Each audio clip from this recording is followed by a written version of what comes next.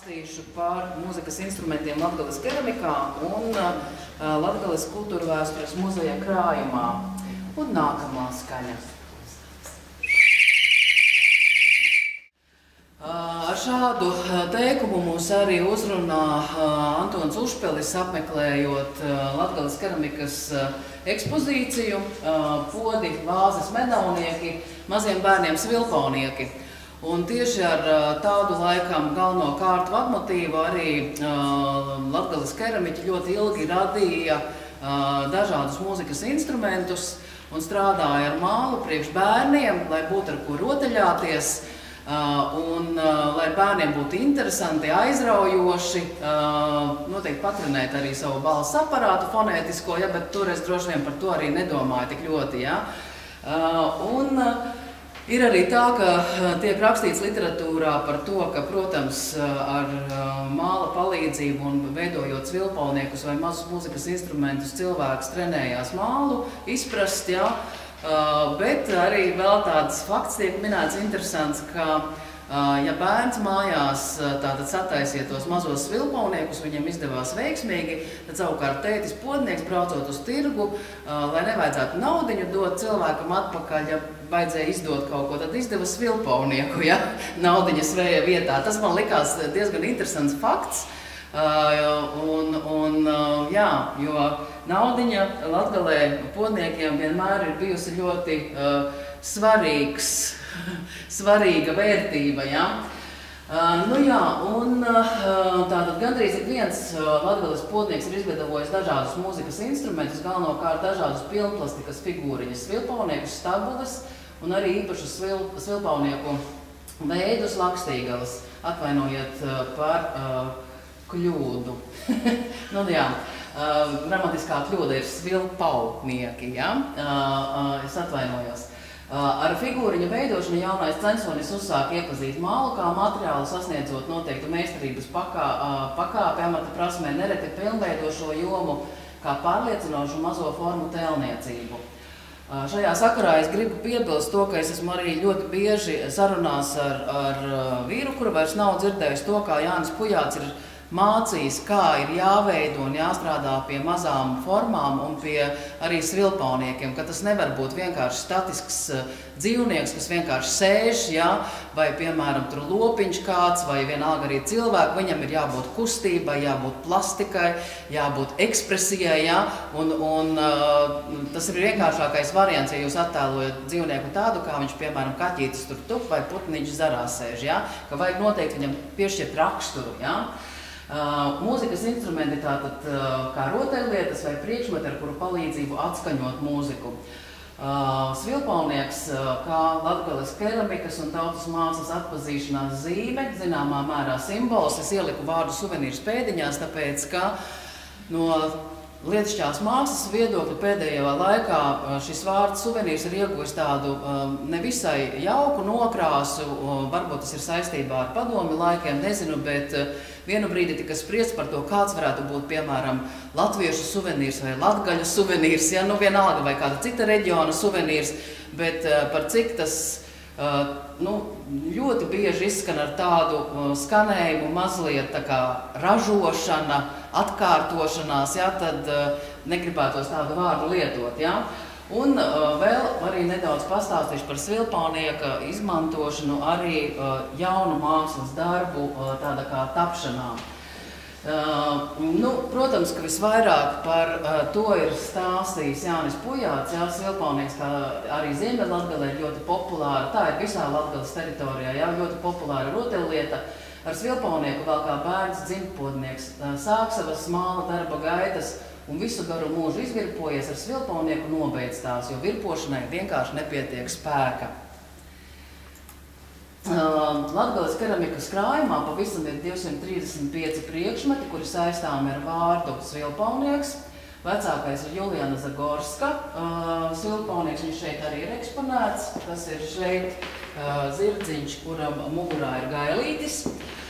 Un jaunākais ir Antona Ušpeļa darinātais svilpaunieks, kas muzeja krājumā nonāca pēc Antona aiziešanas. Šajā skaitā ietilpst figūriņas, kurām ir skaņu rezonatori un tās skan. Ir figūriņas, kurām ir rezonators, tomēr tās neskan, bet ir tikai mazo formu tēlniecība. Tad ir krūzes, kuras ir papildinātas ar svilpaunīgiem figūriņām, krājkasītes, kuras ir papildinātas ar svilpauniekiem. Šajā sakarā attiecībā par krājkasīti, ko bija darinājis, piemēram, Ādams Kāpostiņš, ir tāda piezīme izlasāma Jāņa Pujāta grāmatā, ka krājkasītei to svilpaunieku liek virsū tāpēc, ka cilvēkiem Latgalē vienalga ir ļoti maz naudiņas. Bet vismaz, lai ir kaut kāda interese un prieks, tad tai krājkasītei vai uzlikt virsū svilpjamo putniņu, ja? Jo tad ir vismaz kaut kāda atrakcija. Bet varbūt tā arī nav taisnība, bet tas ir skaists stāsts atkal. Ja? Un plastisko formu kompozīcijas, kurām ir skaņas rezonators. Šeit es domāju galvenokārt Pētera Kises darbus, kurus man ir ļoti grūti nosaukt par svilpauniekiem vai par lakstīgalām, jo tās ir kaut kas pa vidu starp svečturi un starp skanošu mūzikas instrumentu. Jo te mēs arī varam viņu vienu redzēt tādu apjomīgāku, bet tas nav pats apjomīgākais, jo vidus daļa tiek izvirpota kā sērde, ja? Un šīs sānu daļas tāpat kā svečturim tiek pieveidotas klāt. Un vēl ir 3 mūzikas instrumenti no māla, bungas, 2 taures un 3 tabulas, kuras ir veidojusi tātad Ilona Šauša jau pēc 2000. Gadu sākumā. Skaitliskajā ziņā visplašāk ir pārstāvēts Pēteris Kise, viņa darbi ir 43, tad ir Genovefa Urtāne 24, Andrejs Paulāns 23, Antons Ušpilis 16, Olga Teiksne 14, Antons Šmulāns, lai gan mums liekas, ka vēl viņi nesvilp, viņi arī svilpj, 15, Ādams Kāpostiņš 12, Janīna Berko 9, Jadviga Tumeļkāne 9, Janīna Gribuste 3, 3 Janīnas tādas tradicionālās lakstīgals, mēs arī vitrīnā varam apskatīties, un no Janīnas ir arī viens svilpaunieks. Vēl krājumā ir pārstāvēti vismaz 24 zināmu autoru svilpaunieki un 4 svilpaunieki, kuriem nav atpazīstami autori, un tie ir nonākuši krājumā kā Mārtiņa Kroņa dāvinājums, kuru mēs saucam par Jāņa Pujāta kolekciju. Tie nav parakstīti, un tiem nav arī vizuāli atpazīstams rokraksts. Un visi šie minētie priekšmeti ir tapuši bez profesionāla mūziķa iesaistīšanas, pušamie instrumenti nav noskaņoti. Skaņas ir dažādas, tāpat kā es tagad arī te demonstrēju katru instrumentu citādāk. Ja? Ir arī tādas ziņas, ne viss ir zināms par Latgales māla mūzikas instrumentiem, un Pujāta grāmatā ir rakstīts šāds fakts, ka Jāzeps Lots ir izcils plastiķis, svilpaunieku un dažādu citu rotaļlietu meistaru. Zirdziņi svilpaunieki ir ar teiksmu jātnieku vai kādu dzīvnieciņu sedlos, rosīgi viņš darina lakstīgals, pievēršot uzmanību to plastiskajai daļai. Viņš veido īpašu rotaļlietu, kur smiekli jaucas ar pārsteigumu, lācīti. Būtībā tas ir svilpaunieks, lācītis ar 3 pūšamiem radziņiem. Viens svilpošanai, otrs svilpošanai un izjokošanai. 3. radziņā ieber drusku kvēpu. Ja pūš pa otro joku radziņu, tad pie zoda piespiestais 3. radziņš vārdā ieputina kvēpus. Nekur tādu es neesmu nekad redzējusi. Tikai aprakstīts ir tīri teorētiski, kāds tas izskatās. Un tas nav bijis tātad viens pieminējums. Vēl ir arī tiek pieminēts, ka Loca skolnieks ir Ādama Kāpostiņa tēvs Staņislavs Kāpostiņš, kurš arī ir darinājis šādus joku lācīšus. Bet dzīvē neesmu redzējis. Tātad Julians Zagorskis, es droši vien, ka skriežu tam pāri diezgan ātri, jo šeit mēs viņus vitrīniņā varēsim arī ieraudzīt, lai ekonomētu laiku. Tātad zirdziņš, kuram mugurā sēž gailītis, un skaņas rezonators tātad ir astes daļā. Andreja Paulāna zirdziņi tieši tādu pašu izteiksmes paņēmienu, kā viņš piekopja lielās formās, tāpēc pats arī tiek piekopts arī šajās mazajās formās svilpauniekā. Ādama Kāpostiņa svilpaunieki ir ļoti saudabīgi, tieši tādu pašu raksturu, kādu viņš parāda arī lielajos saimniecības traukos. Silvijas Skraučas darbu ieliku tāpēc, ka bijusi Paulāna studijas vadītāja un arī keramiķa Olga Deksne kādreiz man ir teikusi tādu faktu, ka tad, kad pujāts sāka aktīvi darboties, visām meitām tikai iedots rokā māla pikucis un visām bija jāveido svilpaunieki. Gribēja vai negribēja, teica, ņem un mācies. Anastasija Strauta arī ir veidojusi svilpauniekus šajā sakarā. Un tāpēc arī laikam to sieviešu ir svilpaunieku veidotāju autoru diezgan daudz. Tur var minēt tiešām vismaz 10 uzvārdus. Ja?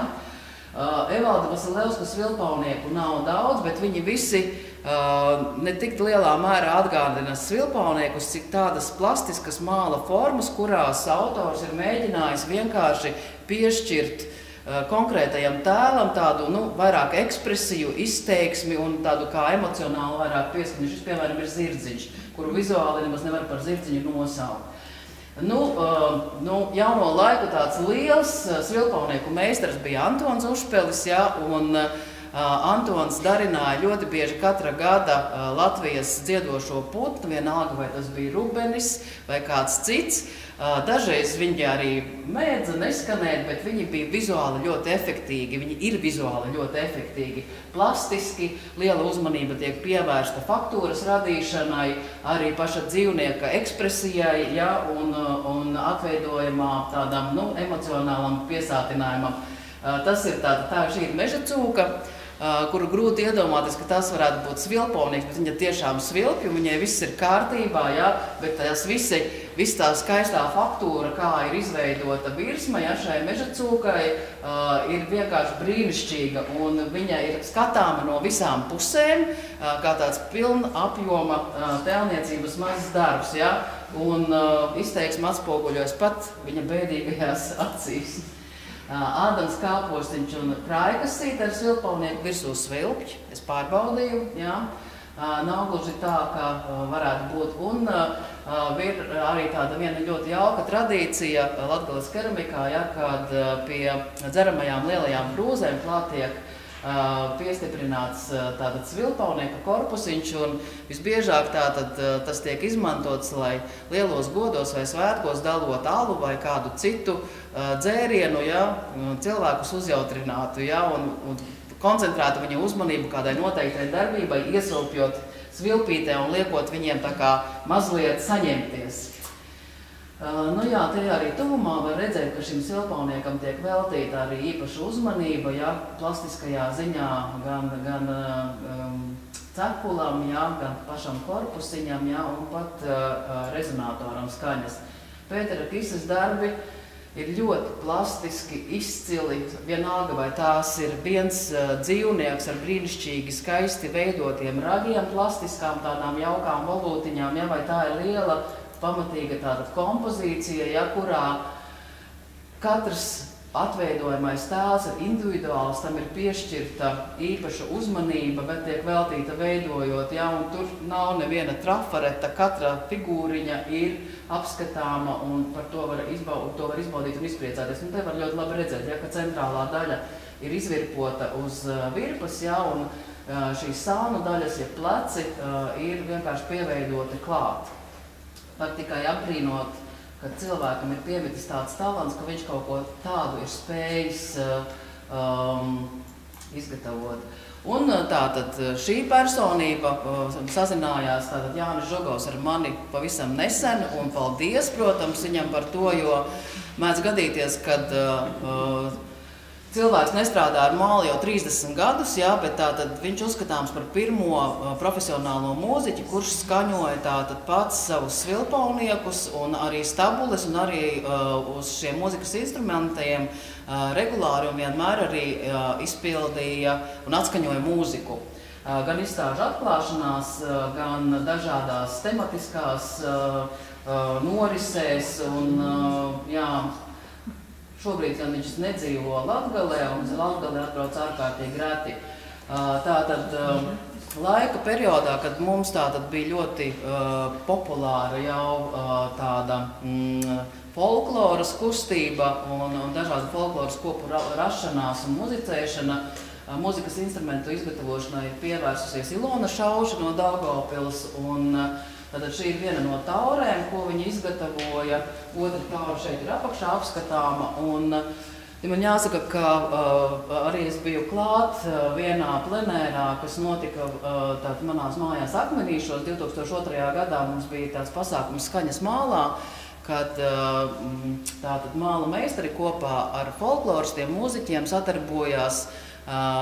Podnieki izgatavoja instrumentus pēc folkloristu norādījumiem, un pēc tam, piemēram, Gunārs Igaunis brauca un konsultēja, kur tur pareizāk izveidot to rezonatoru, lai labāk skan, un arī tauras iemēģināja, kā viņas gandrīz izžūšā veidā, kā viņas varētu skanēt, vai kur jāpūš un kas ir jāsasprindzina, lai skaņa nāktu vispār ārā no mūzikas instrumenta. Arī bungas, tā arī laikam tāda modes lieta noteiktā laika sprīdī parādījās. Apakšējā daļa korpuss ir virpots, un augšējā daļa āda pēc tam tiek tāda īpaši sagatavota un nostiprināta, lai varētu muzicēt. Ilona, manuprāt, arī bija principā pirmā, kas tam pievērsa īpašu uzmanību, un arī bungas arī izgatavoja. Tad 2015. gadā, es atvainojos, bet diemžēl es toreiz nebiju domājis par to, ka kādreiz tas vēl varētu dzīvē noderēt. Bija arī tātad mums teorētiskā konference muzejā Podnieku dienu laikā, un Iveta Mielava vadīja projektu, kad Latvija bija prezidējošā valsts Eiropas Savienībā, un kā tāda dāvanas tika izveidoti svilpaunieki dažādiem Eiropas ierēģiem. Svilpaunieki bija noteikti izmēra, skaistās kastītēs iepakot, viņi arī ir muzeja krājumā, un iekšā bija pavadošs tekstiņš par katru autoru, un ko viņš arī saka īsi par svilpaunieku, un Iveta arī stāstīja par to, kā šajā projektā viņiem veicās un gāja, un kāds arī bija pēc tam tas gala rezultāts. Un svilpauniekus arī bija atvedusi mums nodemonstrēt uz muzeju, un bija pilns galds ar svilpauniekiem, un katrā ziņā bija tas ļoti pārsteidzoši, jo bija daudz noteikumi, kuri bija jāievēro, bija jāveido noteikti tikai un vienīgi putni noteiktos izmēros, un tad kā ir gājis pārunās ar katru no autoriem, vai viņš ir gribējis to putnu veidot vai nē, un vai visi putni ir skanējuši un tā tālāk. Tā pieredze katrā ziņā bija ļoti interesanta. Un te ieliku bildīti noteikti arī no izstādes Latgales keramika Latgalē, kas bija 2017. gadā muzejā šeit, un pirmo reizi tad paciemojās šeit arī tātad Ingas un Aleksandra darbi izstādē, un paldies par to. Tagad mēs šodien tātad noteikti iepazīsim vēl vairāk par jums un jūsu darbiem. Un šeit noslēgumā ieliku šo brīnišķīgo piemēru, kas mums vienmēr silda sirdi un ļoti priecē.